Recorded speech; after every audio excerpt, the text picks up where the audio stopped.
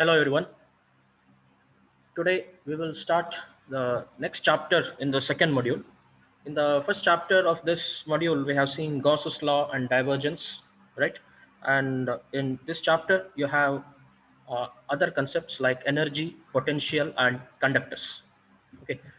So the first topic in this will be energy expended or the work done in moving a point charge in an electric field. So we have seen till now we have seen the concept of the force, right? Force due to charges. Then we have seen the concept of electric field intensity, right? Then we have seen electric flux and electric flux density. Then we have seen the Gauss's law, right? And also we have seen the concept of divergence. So when you consider an electric field, that means there is some strength, right? There is some strength that you can experience, that a charge or anything that comes into that field can experience because of that particular field. So because of that electric field, if at all you want to move something, like if you want to move a point charge or any kind of charge in an electric field, you need to spend or expend some energy, or you need to do some work. Energy expended is nothing but the work done. It is one and the same, right? So if at all you want to move a point charge in an electric field, you need to do some work, or you need to expend some energy. Okay. So yeah, we have seen the electric field intensity. We have defined it as the force on a unit test charge or a unit positive charge kept at that point in that particular field, right? If you want to move that charge against the electric field, we have to exert a force that is equal and opposite to that exerted by the field, and this requires us to expend energy or do work, right? So if you want to move any charge against the direction of that electric field, okay, electric field is a vector, right? It is a vector. It has got magnitude as well as direction. So against the electric field means in the direction opposite to the electric field, you need to exert some force which is at least equal to and opposite to the exerted by the field. Suppose energy is expended, electric field is acting in this particular direction, you need to do work in the opposite direction, so that you want to move the charge in that field, right? Suppose you want to move the charge in the direction of the electric field, then you need not expend energy, so the charge will move by itself because of the uh, uh, electric field itself, right? Yeah, if you wish to move the charge in the direction of the field, energy expenditure turns out to be negative. That means we do not do the work, but the field does the work, right? So we need not do anything. Because of the field itself, the charge gets moved. It's just like you can compare it to a river where the water is flowing in a particular direction. Suppose you put an object in the river like a boat, if you want to move in the direction opposite to the direction of the water flow, you need to put some energy. If you want to move the boat in the direction opposite to the direction of the water flow. But if you want to move the boat in the direction of the water flow, you need not put any energy. You just place the boat there and be there. The boat will automatically move in the direction of the water flow. That means the water flow itself will carry the boat. Similar to that, in the field, if you want to move the charge in the direction of the field, then you need not expend energy. Energy expended in turn will be negative. That means you are not spending energy, but the field itself does that work, right? But in our case, if we want to move the point charge in the direction opposite to the electric field, in that case you need to expend some energy, and it should be at least equal to the, and that should be, the force should be equal and opposite to the field that is exerted on that particular point charge. Okay, suppose let us consider that we want to move a charge q. Okay, we want to move a charge q by a certain distance dl. Okay, charge is q. We want to move it by a distance dl in a particular electric field E. Okay, dl is the distance by which we want to move the charge q in an electric field E. Okay, in that case, the force on the q arising from electric field is given by, because of this electric field, there is some force, right? We know the force is related. with electric field by this equation, Q into E, because E you have obtained as force divided by charge, right? Force per unit charge is electric field intensity. So force is charge into E, right? This E indicates the force is due to the electric field. Okay, E indicates the force is due to electric field. So this force is equal to the charge multiplied by electric field, and this force is due to the electric field E. Now, if you want to move the charge, you need to apply the force which is opposite to this, right? Okay, the component of this force in the direction of dl that we must overcome, right? We want to move the charge in the direction of dl, right? So what is the component of that force in the direction of dl? We know the component of a vector in any given direction can be found by the dot product of that vector with the direction vector, right? That means uh, the direction is al, the direction of dl is al. The component of the force in the direction of dl, you can write it as fel. Fel indicates the component of force fe in the direction of dl. That is equal to dot product of fe multiplied by unit vector in the direction of dl. Okay, where al is the unit vector in the direction of dl. Now you know from equation 1, fe is q into e, right? Fe is q into e. So this you can take as equation number 2. Here al is unit vector in the direction of dl. Okay, so now whatever the force you are applying, it should be equal and opposite to this particular force due to the existing electric field. That's what it says here. The force that we must apply is equal and opposite to the force of this particular equation. So the force applied will be equal and opposite means what? The magnitude is same, but direction is opposite. That's why it will be minus q times of E dot al. Okay, q times of E dot al. This is the force applied. Now what is the work done? Work done is force multiplied by the distance, right? Work done or energy is force multiplied by distance. Yeah, energy expended is product of force and distance. What is the distance? Distance is dl, right? That's why the differential work done, okay, we are moving by a distance dl, means it is a differential distance. So the differential work done by an external source in moving a charge q is dw. You can say the differential work done is dw, that is equal to minus q into E dot al multiplied by dl, where dl is the distance by which we want to move the charge, right? So this dl and al cap is nothing but the vector dl. Dl is the magnitude of the length, al is the direction of this particular thing. This altogether you can write it as vector dl. So dw is nothing but minus q into E dot vector dl. This you can take as equation number 4. Now this is the differential work done. How do you find the work done? Work done is nothing but you have to integrate this equation. If you integrate this equation on both the sides, the work done to move the charge by a finite distance, it can be determined by integrating both the sides of this particular equation. If you integrate both the sides, you will get this integration of dw is equal to integration of minus q into E dot dl from initial position to final position. That means when you are moving a charge, it is at a particular position initially. That is called the initial position. And you are moving it to a position, it will come to rest at particular position. That is called the final position. Okay, from this is the initial position, this is the final position. You're moving the charge from here to here, right? This is initial, this is final position.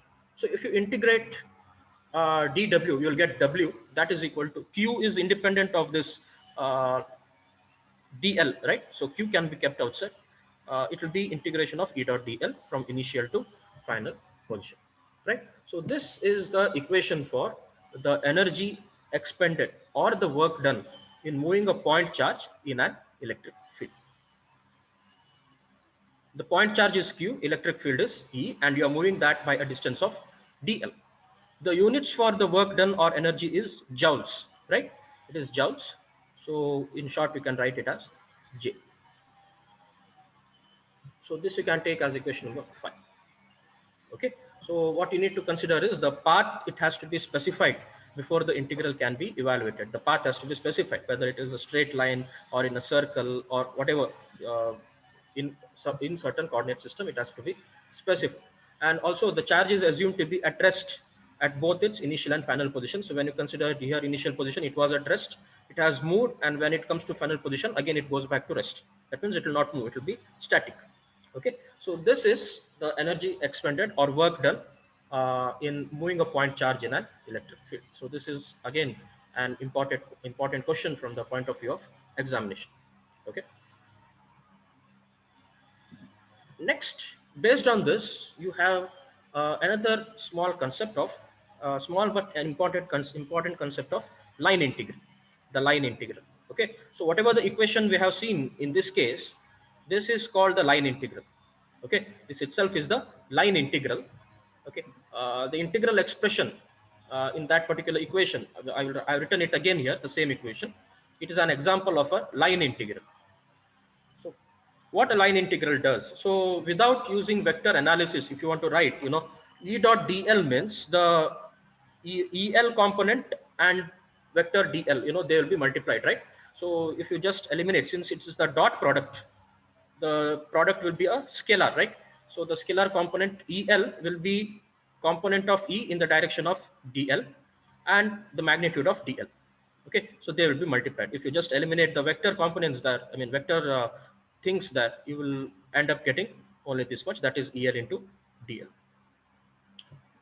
So the line integral, what it does is we are going to choose a particular path according to line integral, since we are finding the integration over a particular line, right? Integration means what? We are supposed to integrate small things. We are supposed to integrate the line by breaking that line into small pieces and then adding them together. Okay, so what we are doing is the same thing. We will choose a particular path, then break it up into a large number of very small segments. Okay, a large number of very small segments, then multiply the component of the field along each segment by the length of the segment. That means E and dl we are supposed to multiply.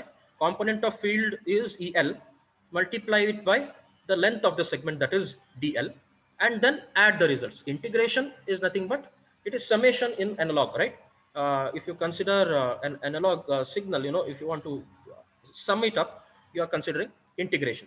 So that's why here we will take small pieces of a line, then multiply EL and DL for that each individual pieces, then you will add them together, you will get this line integral. Okay, so that's what we are supposed to do.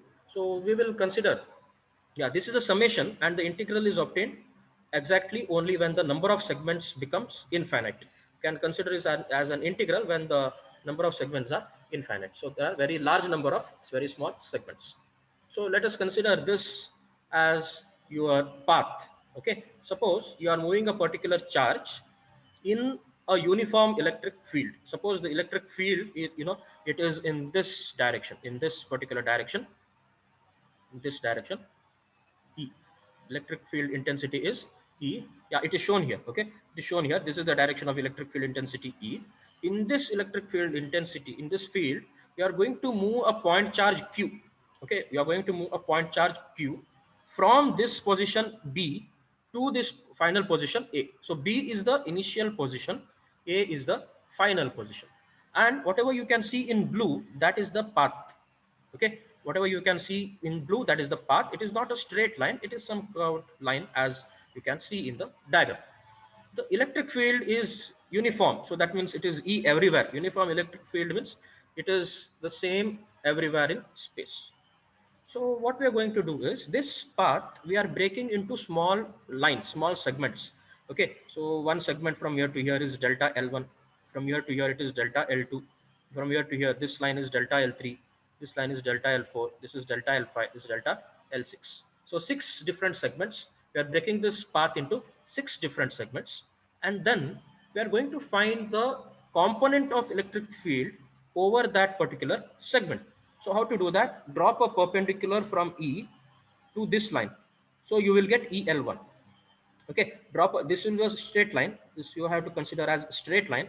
Drop a perpendicular from this point to this. So these lengths of E should be same everywhere.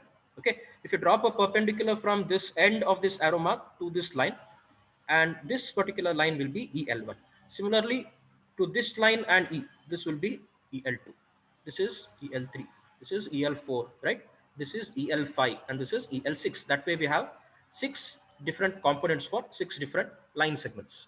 So there are 6 line segments, so 6 different components of this same electric field, EL1, EL2 till EL6.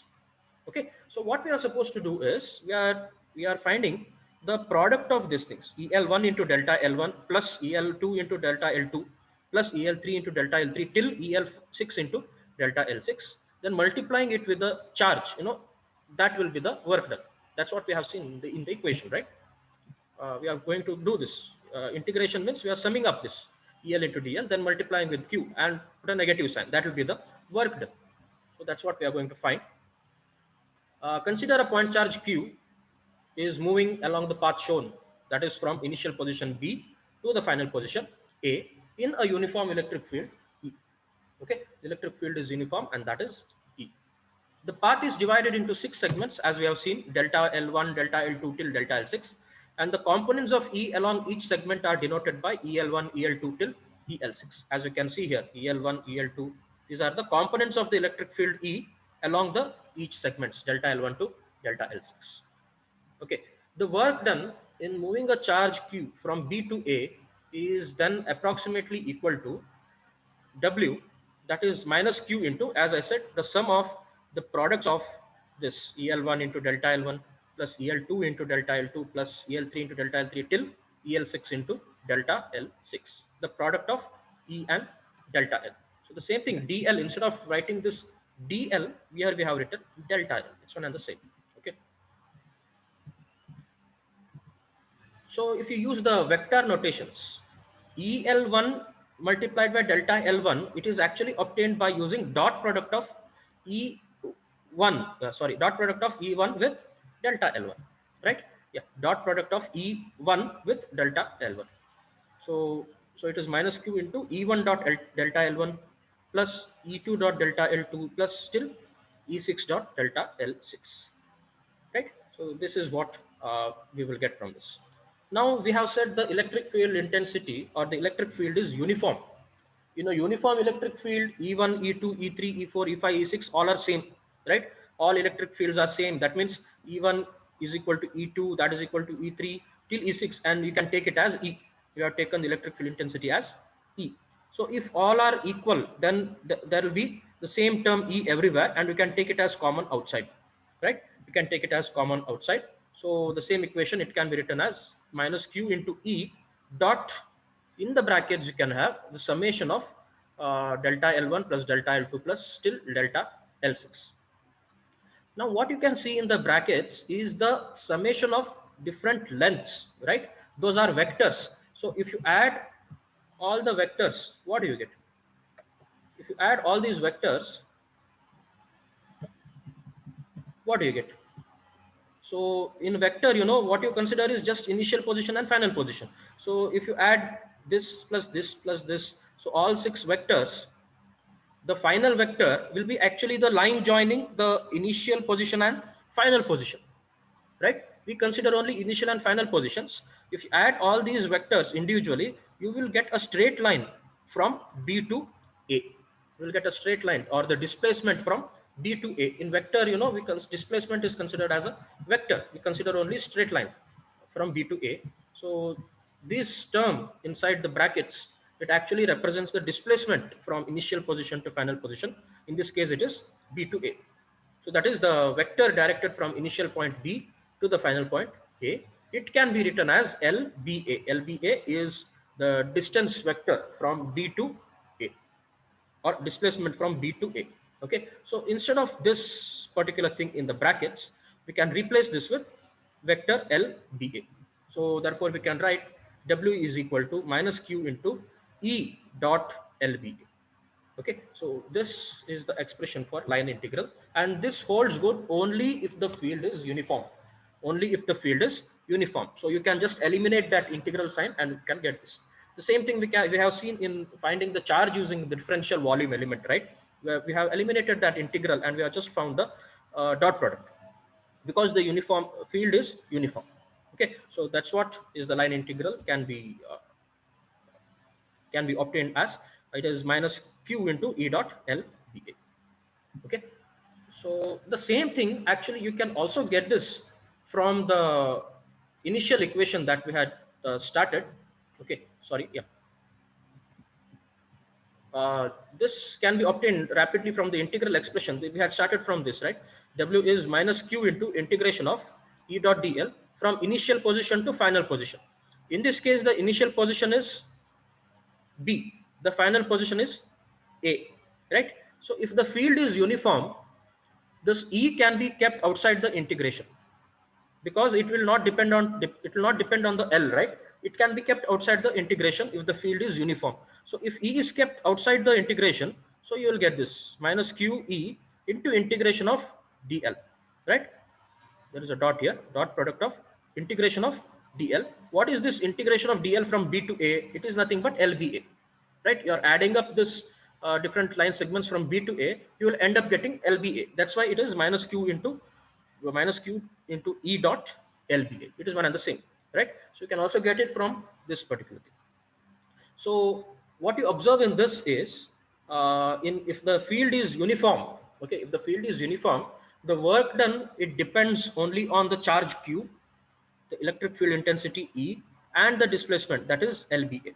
That is the vector drawn from initial to the final point of the path that we have seen.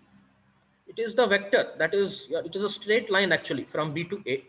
So what we mean from this is, it will not depend on the path that we choose. Okay, so there is a point B and there is a point A. You can take any path. It can be a straight line, okay, or it can be a curved line, or it can go anywhere and come back to A. It will not matter. Okay, so if the initial point is B and final point is A, in a uniform field, whatever path it takes, right, the work done will be the same, independent of the path that you take to move the charge from one position to the other. Okay, so that's what we mean in this case. In this case, it does not depend on the particular path we have selected along which to carry the charge. It will only depend on the charge, the electric field intensity, and the vector drawn from the initial to the final point, irrespective of the path. So we may proceed from B to A on a straight line or any other path. Still, the answer is the same. Answer means, in this case, the work done or the energy expended will be the same, irrespective of the path that you choose. Okay, so that's all about the line integral. Then, while solving problems, you need to consider this dl in different coordinate systems. You will have different expressions. The expressions for that dl, it can be written in all the three coordinate systems using the differential lengths. In the first module, I have shown you in vector analysis, while we consider different coordinate systems, we have seen differential lengths, differential surfaces, and differential volumes. So I told you we are going to use this differential lengths in coming modules. So here we are using them. dl, it can be written as the components of sum of components of all three coordinates, ax, ay, and az. Okay, so differential length in rectangular coordinate system are dx, dy, dz. That's why dl will be dxax, dy plus dz. Okay, so whenever you are integrating, integration of E dot dl, we have that equation, right? W is equal to minus q into integration of E dot dl. So E will be given in the question. dl you have to take depending on the coordinate system. If it is rectangular coordinate, you have to take this as dl. If it is cylindrical coordinate, you have to take this as dl. If it is spherical, you have to take this as dl. Then find the dot product and perform the integration. Okay, from initial to final position. Right. In cylindrical coordinate system, it is rho, phi, and z. In rho direction, d rho is the length. In a phi, rho d phi is the length, because this d phi is an angle. In z direction, dz is the length. That's why it is d rho a rho plus rho d phi a phi plus dz az. Similarly, in spherical coordinates, the coordinates are r, theta, and phi. In r direction, dr is the length. In theta direction, r d theta is the length, because theta is an angle, right? Similarly, in phi direction, r sin theta d phi. Again, phi is an angle, so you get the length in that particular direction as r sin theta. We have seen all these in the first module, right? Why it is r sin theta, and here why it is r d theta, why it is r sin theta d phi, here why it is rho d phi, and all. So here you have to just add them, dr ar plus r d theta a theta plus r sin theta d phi a phi. Okay, so this, you need to remember these things and you can use this in the problems while solving to get the work done or energy expended in moving a point charge in any given electric field. Okay, so there are some other topics in this particular module. After this, there is a potential gradient and other things. We will see that in the next module. Okay, apart from this, there are again problems on this particular thing to find the work done and all. That we will see in the class when you come back to college. Okay, I'll stop for today. We will meet in the next class.